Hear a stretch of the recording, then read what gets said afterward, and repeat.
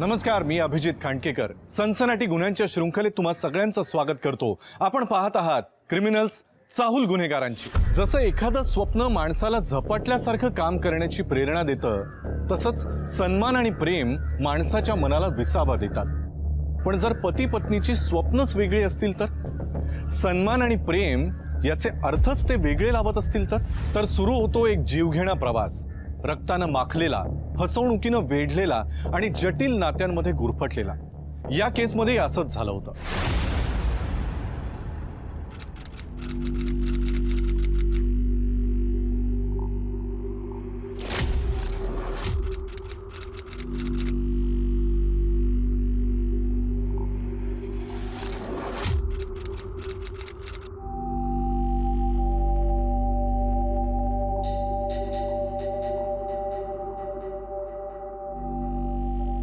आई पाया पडते. असू दे असू दे. सुखी राहा. माझं भाग्यच म्हणायचं तुझ्यासारखी सून मिळाली मला.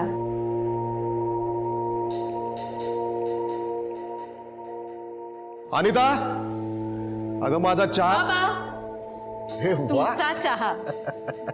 चहा मागायच्या आधी चहा हजर. क्या बात है. सुखी राहा बेटा.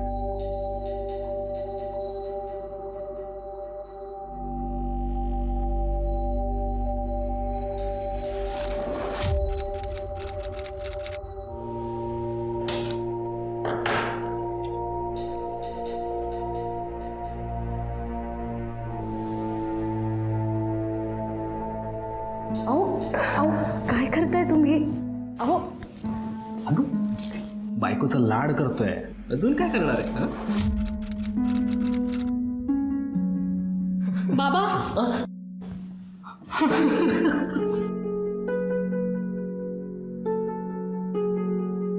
अजय, काय बिझनेस काय म्हणतोय, बरा चाललाय ना? हा ठीक आहे. बर, ते पार्टी येणार होती, त्याला पैसे दिले का? त्यांचे पैसे द्यायचे बाकी आहेत. आणि हो, केशव येऊन गेला का? केशव आला होता, पण त्या दिवशी तो म्हणला की ते काम अजून बाकी आहे. नमस्कार काका. नमस्कार काकू. कसे आहात? अरे संग्राम, काय म्हणतोस, कसा आहेस?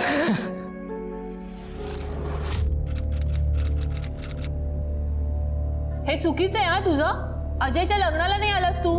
कामामुळे वेळच मिळाला नाही आणि पुण्याला येणं झालंच नाही. काही नाही, नेहमीच आहे तुझे.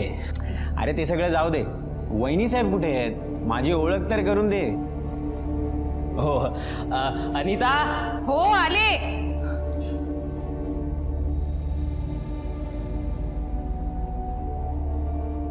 अनिता, हा माझा मित्र संग्राम. आणि संग्राम, ही तुझी वहिनी अनिता.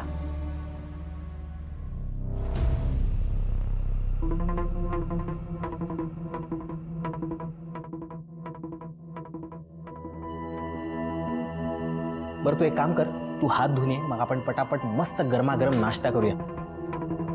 अनिता, त्याला बेसिन दाखव.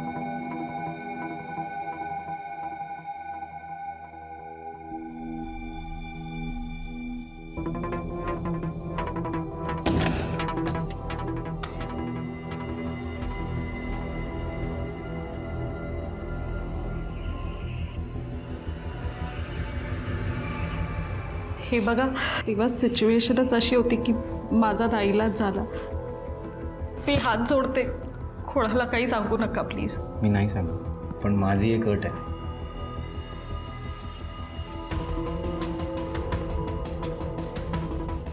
माझा पत्ता देतो, येऊन भेट, मग बोलू.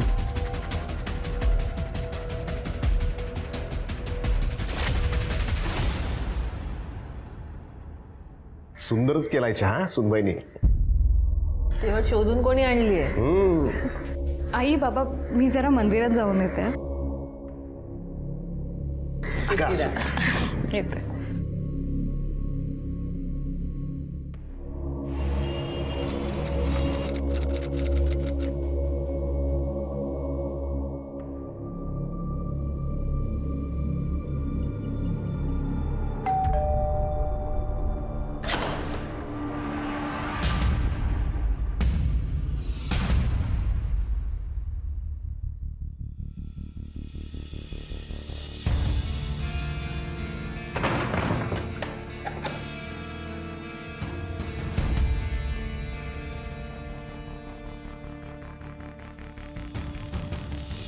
हे बघा प्लीज मला समजून घ्या.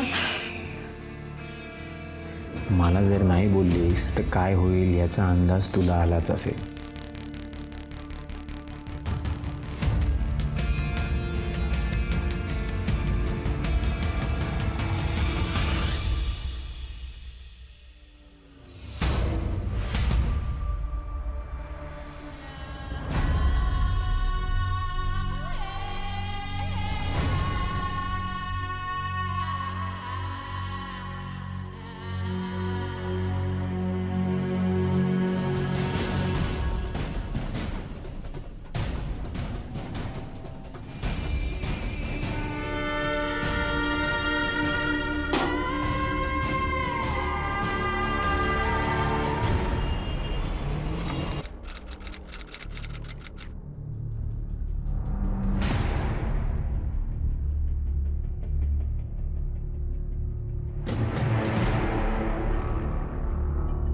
सुनबाई, हो बाबा. अगं सुनबाई मंदिरात गेली होतीस ना? हा, मग कपाळावर गंध नाही मंदिरातला, प्रसाद देखील दिसत नाही. ते बाबा मंदिरात खूप गर्दी होती ना, म्हणून मी बाहेरूनच दर्शन घेतलं.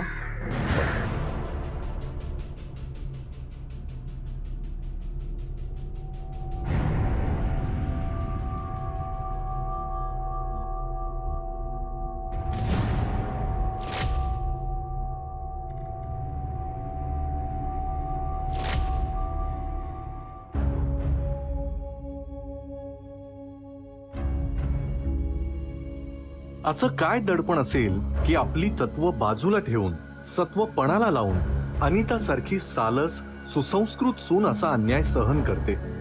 नाईलाजाने का होईना पण अनिता आपल्या कुटुंबाला अंधारात ठेवून खोटं बोलून अन्याय सहन करत राहिली. याचे किती आणि काय गंभीर परिणाम होतील याची तिला कल्पना नव्हती. पण कोणीतरी होतं जे अनितामध्ये होणारा बदल बघत होतं. त्याचं कुतूहल चाळवलं गेलं आणि नंतर त्याची जागा संशयानं घेतली.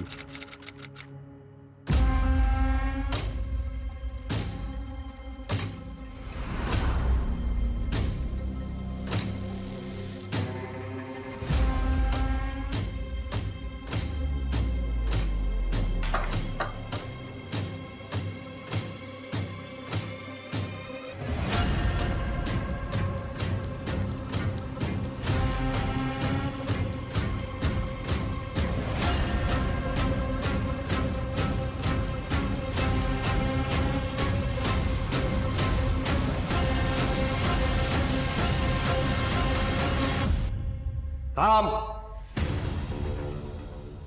काय झालं बाबा? काय झालं? कुठे गेले होते? मंदिरात. मंदिरात? अगं तुझ्यावर आम्ही विश्वास ठेवला आणि तू हे काय आहे? काय? बाबा मी तुम्हाला सगळं सांगणार होते पण काय सांगणार होतीस? काय सांगणार होतीस? ती बाहेर जाऊन परपोशाला मिठ्या मारून आलीस हे सांगणार होतीस? अहो तुमचा काहीतरी गैरसमज झालाय. एक शब्द सुद्धा बोलू नकोस. एवढं बघून सुद्धा म्हणतेस गैरसमज झालाय. अगं लाज नाही वाटली का तुला शेड खाताना? अजय बाहेर काढायला. अहो बाबा एकदा ऐकून तरी घ्या. बाहेर काढ. अहो ऐका ना प्लीज. चाल. अहो माझं ऐकून तरी घ्या. अहो ऐका ना. अहो ऐकून घ्या ना प्लीज. दरवाजा उघडा प्लीज. एकदा ऐकून घ्या. काहीतरी गैरसमज झालाय.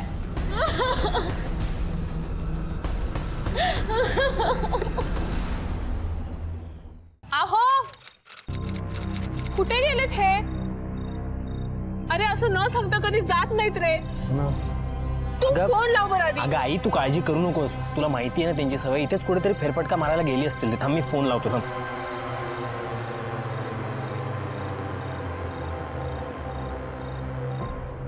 अरे स्विच ऑफ सांगतोय. चार्ज नव्हता केला का यांचा फोन? अरे कुठे गेले असतील रे ते? आई तू इकडे बघ. मी ते बाहेर कुठे गेलेत का बघतो. हा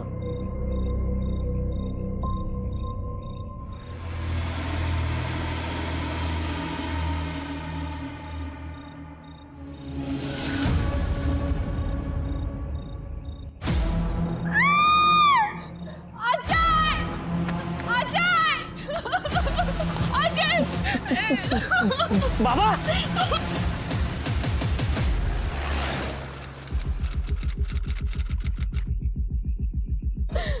सर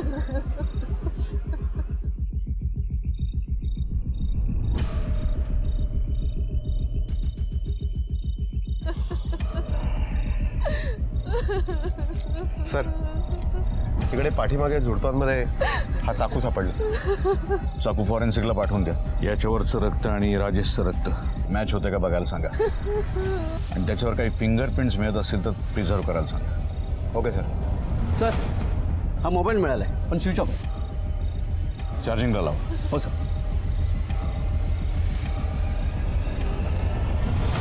तुम्हाला कोणावर संशय आहे? सर मोबाईल ऑन झालाय.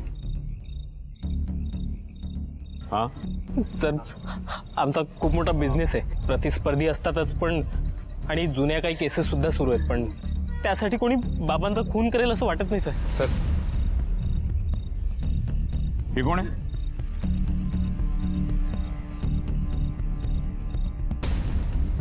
माझी बायको अनिता. माझा मित्र संग्रामबरोबर तिचे चाळे सुरू होते. बाबांना तिच्यावर संशय होता म्हणून त्यांनी तिच्यावर नजर ठेवून हा पुरावा गोळा केला होता. तुमच्या बायकोला बोलवा. कशाला तिला बोलवायचं? अहो असल्या सुनेला कोण घरात ठेवेल का? पण मग आता कुठे असेल ती? तिच्या माहेरी? माहेर नाही सर, तिला अनाथ आहे ती. आमच्याच कंपनीत कामाला होती. तिच्या त्या भोळ्या भाबड्या स्वभावाला भुलून आम्ही तिच्याशी लग्न करण्याचा चुकीचा निर्णय घेतला होता. तुमच्या बायकोचा आणि तुमच्या मित्राचा दोघांचा मोबाईल नंबर द्या आम्हाला. नागोडी.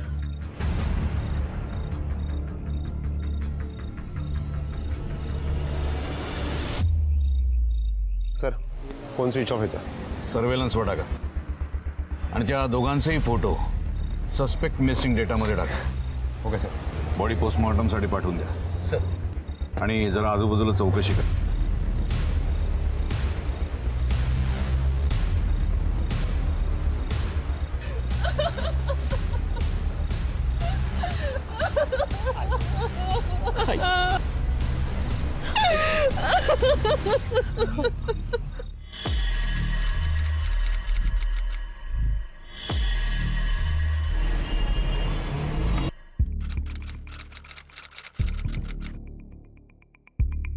सर मी त्या संग्रामच्या घरी जाऊन आलो पण त्याने काल रात्रीच घर सोडलंय. सर हा राजेशचा पोस्टमॉर्टम रिपोर्ट. पोस्टमॉर्टम रिपोर्टनुसार राजेशच्या गळ्यावरती धारदार शस्त्राने वार करण्यात आला. त्याच्यामुळे त्याचा विंड पाईप ब्रेक झाला. एक्सिस ब्लिडिंगमुळे हार्ट बंद पडलं आणि त्याचा मृत्यू झाला. त्या चाकूवर असलेल्या फिंगरप्रिंट्स प्रिझर्व केल्यात? हो सर.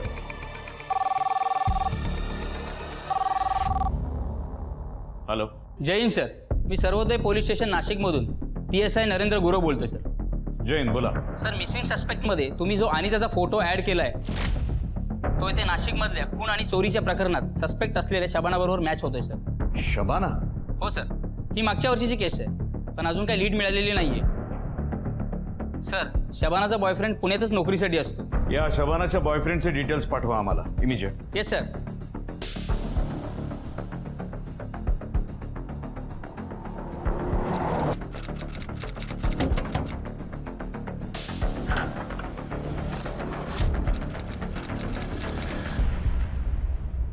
सुनील. हो. हिला ओळखतोस ना? शबाना? शबानाचा फोटो? शबाना सापडली? मला वाटलंच होतं एक ना एक दिवस शबाना नक्की सापडेल. कशी आणि कुठे आहे सर शबाना? शबाना नाही, अनिता आहे ती. कसं शक्य आहे सर? शबाना आहे ही. बर, या शबानाशी शेवटची भेट कधी झाली तुझी? मागच्या वर्षी नाशिकमध्ये. तुझी आणि शबानाची नेमकी ओळख कशी झाली ते सांग. शबाना माझ्या ट्रेनिंग इन्स्टिट्यूटमध्ये येत होती.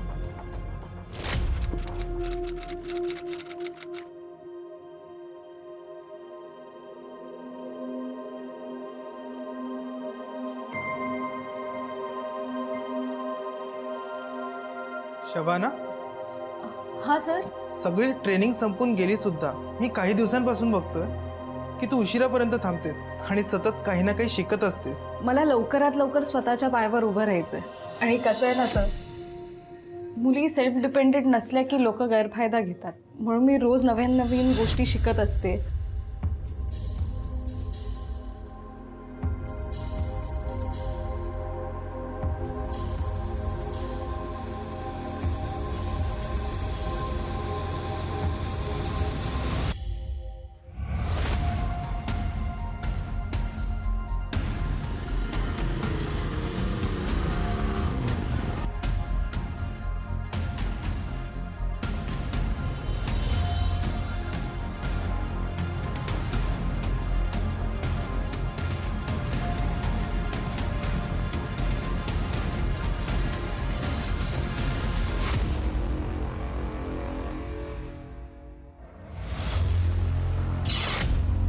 त्यानंतर शबाना अचानक गायब झाली आणि मोबाईलही बंद ठेवला.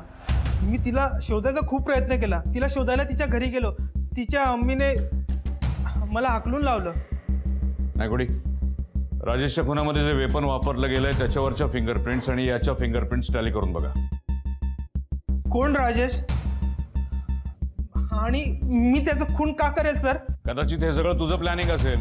त्या शबानाला अनिता म्हणून त्या राजेशच्या घरी पाठवलं असेल आणि तिच्या मदतीनं राजेशचा खून केला असेल. नाही सर, नाही. मी असं का करेल? हे बघे, जोपर्यंत खरा कोणी सापडत नाही ना तोपर्यंत आमच्यासाठी प्रत्येक व्यक्ती संशयित असते.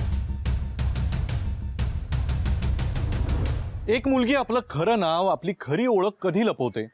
तर कायद्यापासून लपण्यासाठी किंवा ज्या व्यक्तींपासून आपल्याला धोका आहे त्यांच्यापासून दूर राहण्यासाठी. अनितानं यातलं नेमकं काय केलं होतं? शबाना ही आपली ओळख बदलून अनिता या नवीन नावानं राहून तिला असं नेमकं काय करायचं होतं? शबाना म्हणून जगताना तिच्यासोबत असं काय झालं होतं की आपला धर्म, वेश, शहर आणि नाव सुद्धा बदलून तिनं जगायला सुरुवात केली होती? आपला भूतकाळ विसरून एक नवीन आयुष्य सुरुवात करायचा ती प्रयत्न करत होती.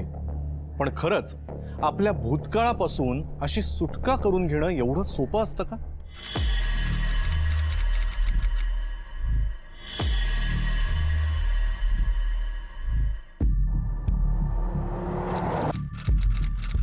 अमीनाजी, हिला ओळखता तुम्ही? मैं नाम भी नहीं लेना चाहती इस बेगैरत का. जानती हूँ हमारे यहाँ पेइंग गेस्ट थी, पर ऑफिस में सबको बताया कि हमारी बिटिया है. म्हणजे शबाना तुमची मुलगी नाही? नहीं. मग ती कुठून आली होती? तिचे डिटेल्स असतील ना तुमच्याकडे? तिचं गाव कुठलं, घर कुठे आहे तिचं? साहब, जब वो यहाँ आई तब उसने बताया कि वो अनाथ है. बस तरस खाकर हमने उसे रख लिया. फिर एक दिन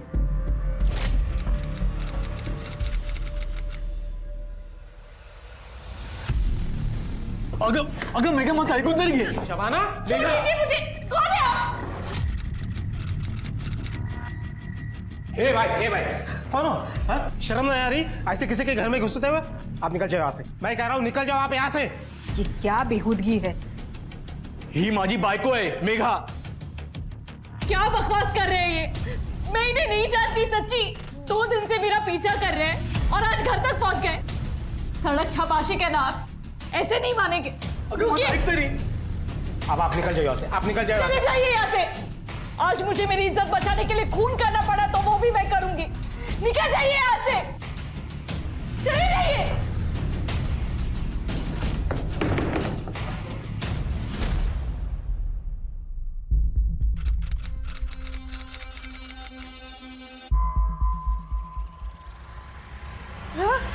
या अल्लाह,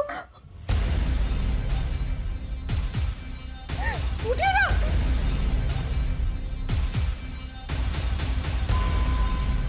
हाजी उठिए. ये जी सुनिए. अमजद भैया, अमजद भैया, अमजद भैया.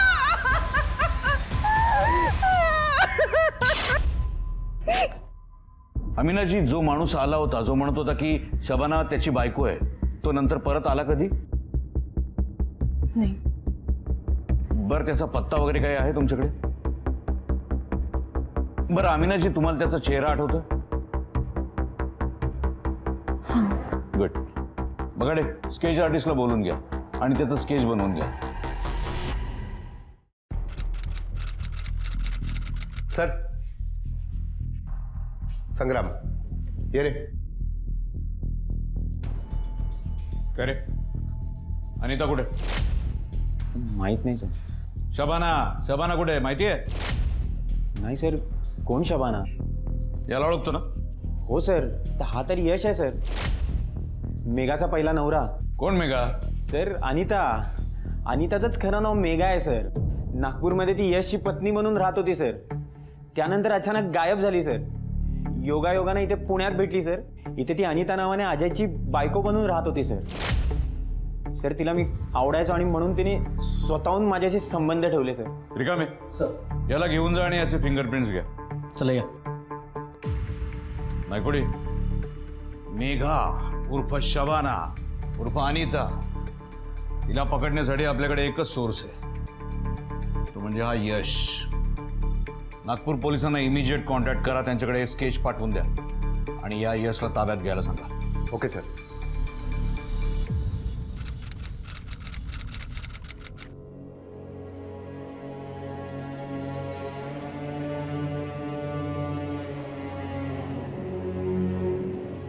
काकी, अजय, सावरा स्वतःला. तुम्ही घाबरू नका, पोलीस त्यांना नक्की पकडतील.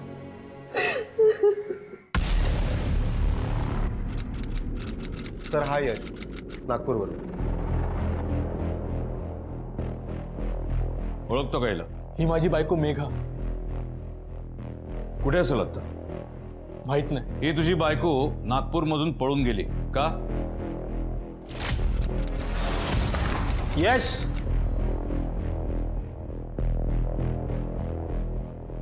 यशला बोलवा. यश नाही आहे घरी. आपण कोण? पैसे घेताना बरोबर घेता आणि द्यायची वेळ आली तेव्हा तोंड लपवता. बिझनेससाठी एवढं मोठं कर्ज घेतलंय, त्याचे हप्ते कोण भरणार?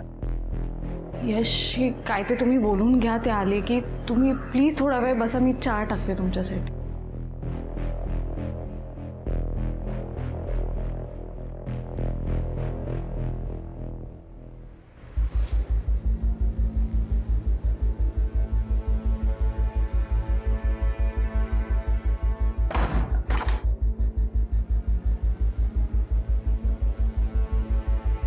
दरवाजा का बंद केला तुम्ही? काय करताय? मागे व्हा, मागे व्हा. काय करताय तुम्ही? काय करताय तुम्ही? लावा, जवळ नका येऊ. काय करताय तुम्ही? सोडा, सोडा प्लीज, सोडा.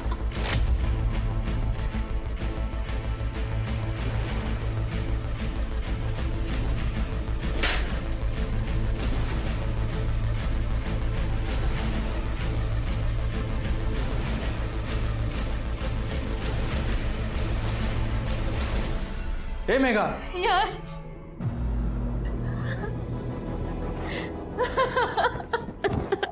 अगं हे काय झालं? तुमचा मित्र संग्राम आलेला.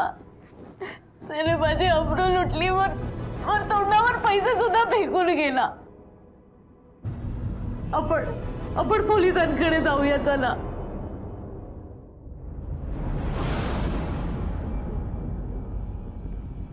अहो ऐका.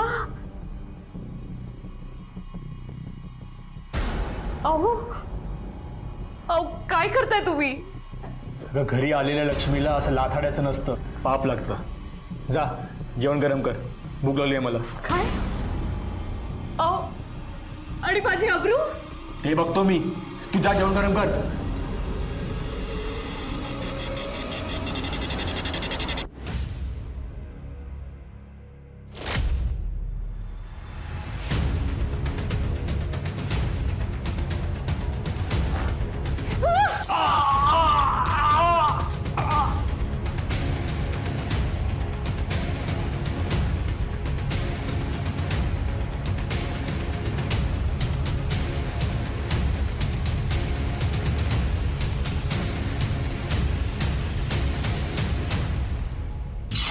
सर, मेघाला वाटलं की तिच्यातून माझा खून झाला, म्हणून ती घर सोडून पळून गेली. मी मोठ्या मुश्किलने तिचा पत्ता शोधला. ती नाशिकला शबाना म्हणून राहत होती. मी तिला भेटलो, पण तिने मला ओळखायलाच नकार दिला. नायकुडे, याच्याकडून मेघाच्या माहेरचे डिटेल्स घ्या. रिकामे, याला घेऊन जायचे, फिंगरप्रिंट्स घ्या. सर,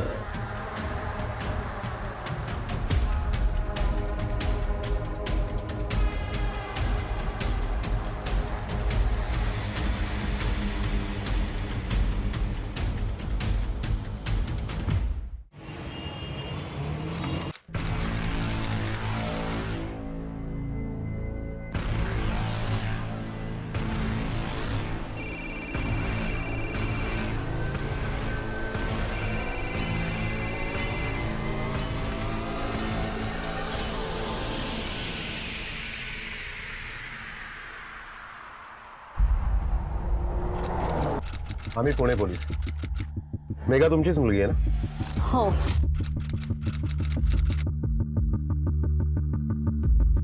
हीच मेघा आहे ना? हो सर, हीच मेघा आहे. पण तुम्ही माझ्या मुलीबद्दल एवढं का विचारताय? मॅडम, आम्ही तिला मदत करण्याचा प्रयत्न करतोय. सो ती कुठे आहे आम्हाला सांगा. साहेब खरंच सांगतो, आम्हाला खरंच माहिती नाही काही. हो, माहिती असतं तर आम्ही तुम्हाला सांगितलं असतं ना. पण काय झालंय सांगा तरी. सर काय झालंय नक्की सर? काही प्रॉब्लेम तर नाही झाला ना सर?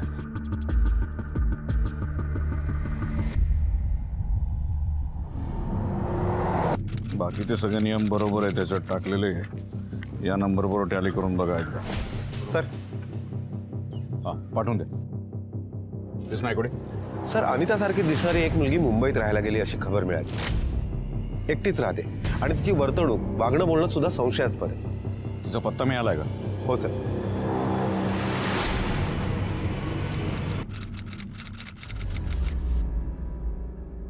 सर हेच तर घर आहे.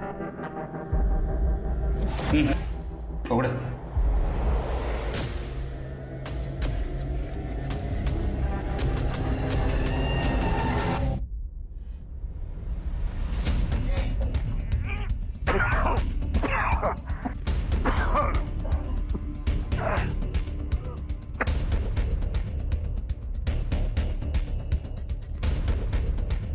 ठीक आहे सर. जरा फ्लॅटमध्ये सर्च करा. हो सर. खाडिक मॅडम, त्रास होत असेल तर बाहेर जा.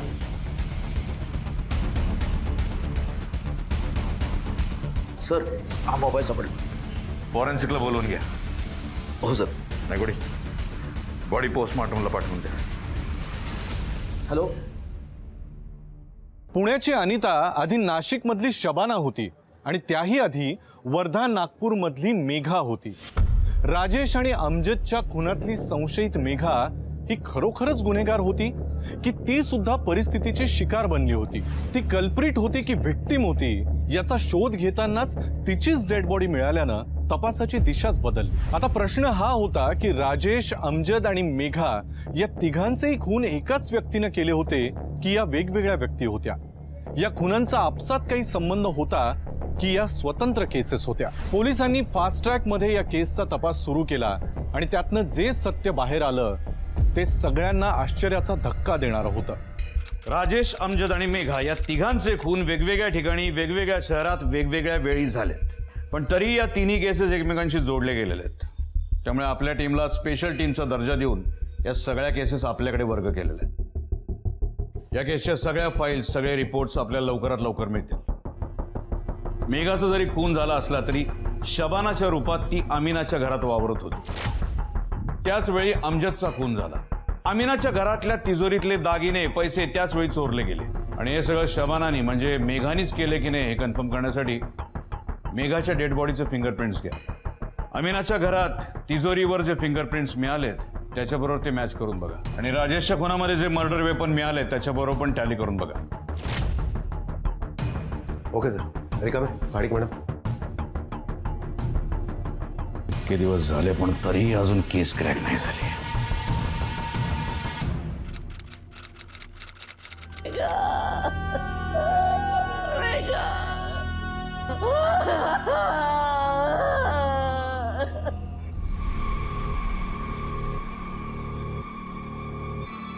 नायकोडी, केसचा तपास पूर्ण होईस तोपर्यंत या दोघांची राहायची व्यवस्था करावी लागेल. Okay sir.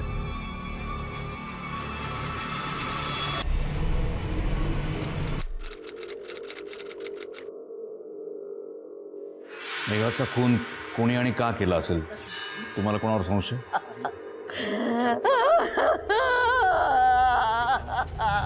मेघाच्या बोलण्यात कधी काही आलं होतं? तिला कोणापासून धोका आहे किंवा कोणी तिला धमकी दिली आहे? नाही सर, असं कधीच नाही झालं सर. सर, मेघाचा पोस्टमॉर्टम रिपोर्ट आलाय. मेघाच्या गळ्यावरती कुठल्या तरी धारदार शस्त्राने वार करण्यात आला. तिचा विंड पाईप ब्रेक झाला आणि ऑन द स्पॉट तिची डेथ झाली. सर, या राजेशच्या बाबतीत मी माहिती काढली तेव्हा कळलं की या राजेशला एक पुतण्या आहे, केशव नावाचा. त्या केशवचं आणि राजेशचं खूप वर्षापासून प्रॉपर्टीवरनं भांडण सुरू आहे. त्याला मी आपल्या पोलीस स्टेशनला बोलावून घेतलंय. गुड. चला. केशव, राजेश काकांबरोबर तुझा प्रॉपर्टीवरून वाद चालू होता ना? हो, कोर्टात केस चालू आहे. पण म्हणून तुम्ही माझ्या काकांच्या खुनावर मला इथे आरोपी म्हणून बोलवले? जोपर्यंत या केसचं इन्व्हेस्टिगेशन पूर्ण होत नाही तोपर्यंत शहर सोडून कुठेही जायचं नाही. ठीक आहे सर. फिंगरप्रिंट्स घ्यायचे. चले चल.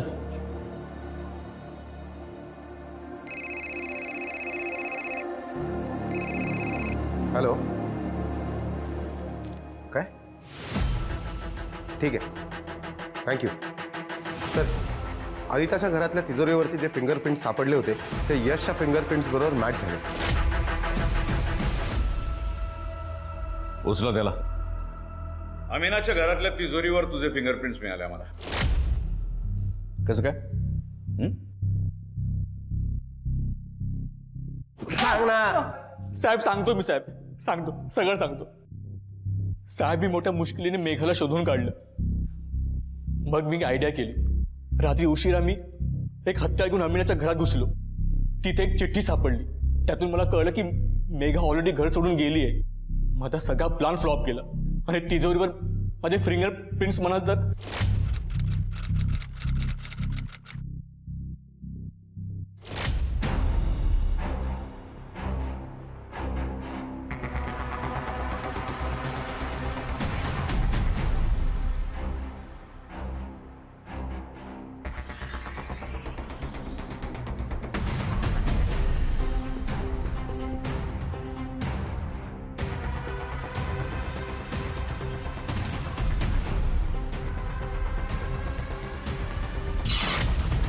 मला पैशाची गरज होती साहेब.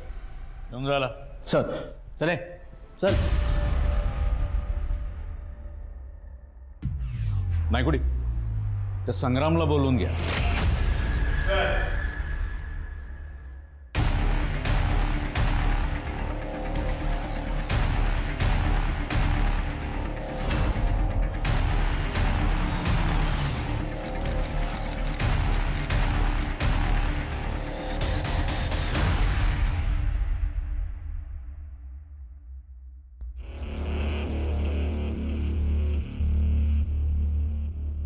तर तुम्ही इथे?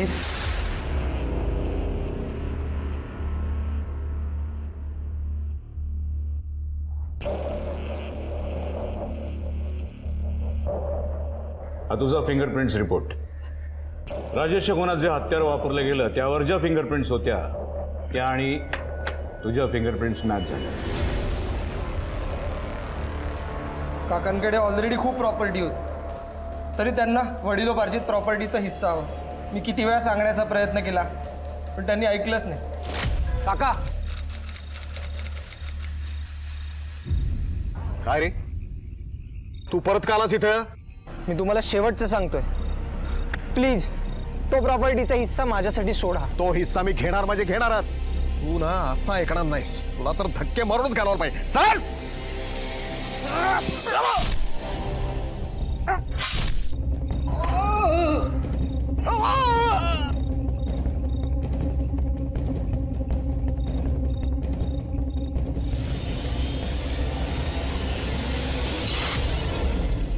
आता सांग, अनिताचा म्हणजे मेघाचा खून का केलास? मी नाही केलं सर. अरे सगळं खरं सांगा. अशी चार्जशीट फाईल करेल ना तुझ्यावर, आयुष्यभर जेलमध्ये सडशील. जे काय ते खरं सांगायचं. घेऊन झाला. आम्हाला आणखीन काही माहिती लागली तर आम्ही चौकशीसाठी तुम्हाला बोलवून घेऊ. नाही काय हरकत नाही. हो हो, मला सगळे पाठवून देतो. नक्कीच सर. मी नंतर फोन करू. यस सर, मेघाच्या डेड बॉडी जवळ जो आपल्याला फोन सापडला होता तो नंबर मेघाच वापरत होती. त्याचे कॉल डिटेल्स काढल्यावरती कळलं की त्यातला एक नंबर मेघाच्या खुनाच्या वेळेला त्याच ठिकाणी लोकेट होता. कोणाचा नंबर आहे?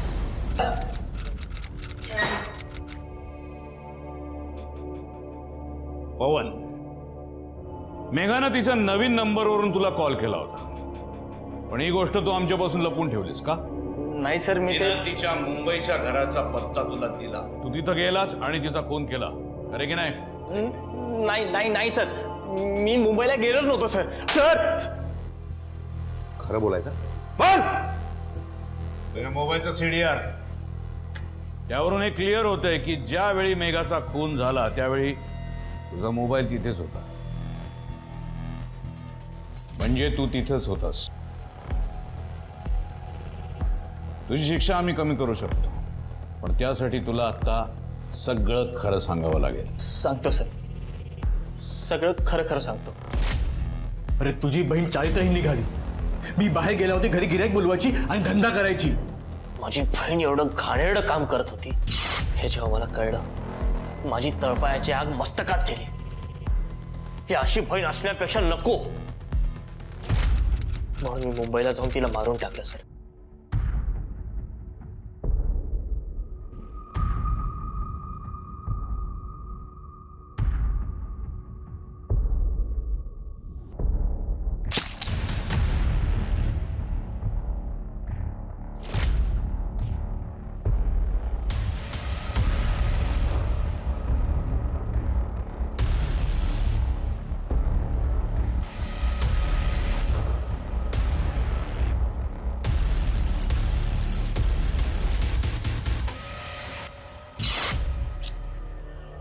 पवन, तो यश तुझ्या बहिणीची अजिबात काळजी घेत नव्हता. तिच्या इज्जतीची, आबरूची त्याला बिलकुल पर्वा नव्हती. म्हणून तुझी बहीण तिथून पळून गेली. तिला एक नवीन नाव, नवीन चेहरा, नवीन ओळख घेऊन जगायचं होतं सन्मानानं, आणि तू तिचाच खून केलास. घेऊन जा. सर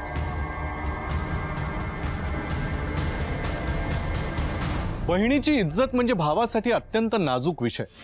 जसं बहिणीच्या इज्जत अब्रूसाठी लोकांच्या नरडीचा घोट घेणारे आहेत, तसंच यासाठी खुद्द स्वतःच्या बहिणीला मारणारे काही कमी नाहीत. मेघाचा भाऊही त्यातलाच एक निघाला. भावनेच्या भरात केलेल्या कुठल्याही कृत्यानं कदाचित जन्मभराचं नुकसानही होऊ शकतं. त्यामुळे कुठलाही निर्णय घेताना किंवा कृती करताना शांत डोक्यानं विचार करूनच ती कृती करा. याच विचारांसह मी अभिजित खांडकेकर सनसनाटी गुन्ह्यांच्या शृंखलेत तुम्हा सगळ्यांची रजा घेतो.